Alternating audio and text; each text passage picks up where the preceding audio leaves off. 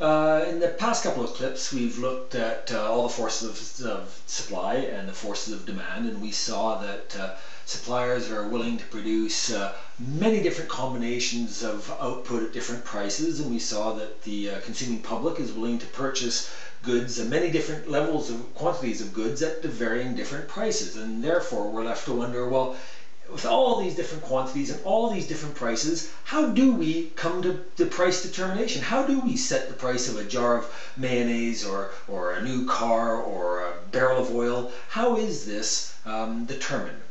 Well, we take all the different prices that the consumers are willing to pay, and we then join up all the prices that the producers are willing to supply at, and we put the two curves together. Once the two curves come together, we then are able to determine what the price of the good will be. And this point here is called price determination or price equilibrium.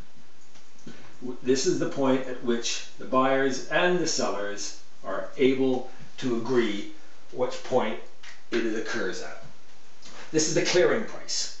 Perhaps it should be stated here that all goods on the high street rarely sell at the clearing price. That's why they've got stock on their shelves at the end of the day. They typically will sell a good at a price above what the clearing price would be. That's otherwise, sometimes when companies need to get rid of stock, they have these blowout sales, clearance sales. They reduce the price down to the point that the consumers will take all the stock off their hand. That is price equilibrium, price determination. But this opens us up to this other issue in economics, the producer and the consumer surplus. What we saw when we were looking at the chocolate bar example of consumers, some consumers would be prepared to pay well above what the average price is that they have to pay, that the market mechanism has come up with this one price that balances supply and demand, but some consumers were willing to pay far higher price, and they don't have to. I mean, a wealthy individual, if he really wants a Mars bar, he'll pay 70, 80, 90 pence. He doesn't really care, a few pence here and there. The fact of the matter is he can go buy that Mars bar for 50 pence, and that saves him a lot of money. Hey, happy days, lucky for him. Some consumers are better off as a result of that.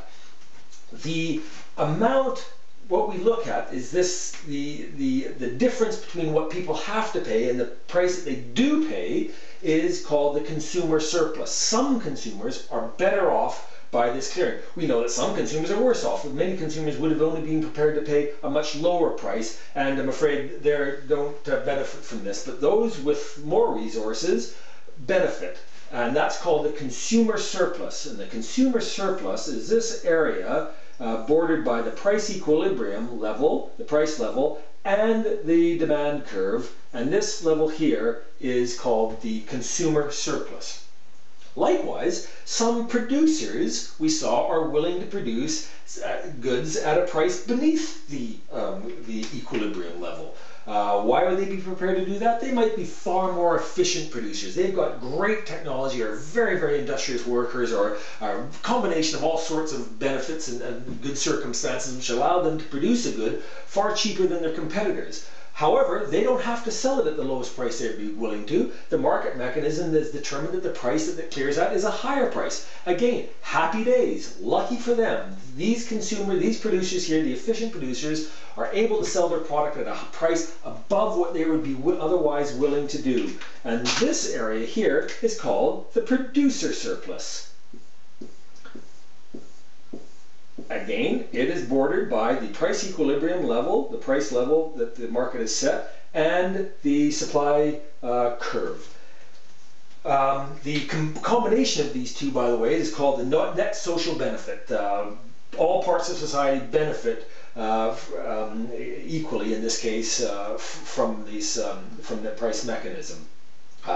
Perhaps I should also just note here that if the price were seen to rise of a good, a rise in price will lead to a reduction in the size. So if let's say we go up to 60 pence, then the consumer surplus will have shrunk that period, and of course the benefit goes to the producers because they're selling it at a higher price, so we can see a higher producer surplus. And conversely, if we see it a drop in the price that the good is sold for, then that benefit goes to the consumer, and if the product is now sold at 40 pence, we now see that the producer surplus has shrunk, and that has come to the benefit of the consumer surplus as it has expanded. Hope that does it for you.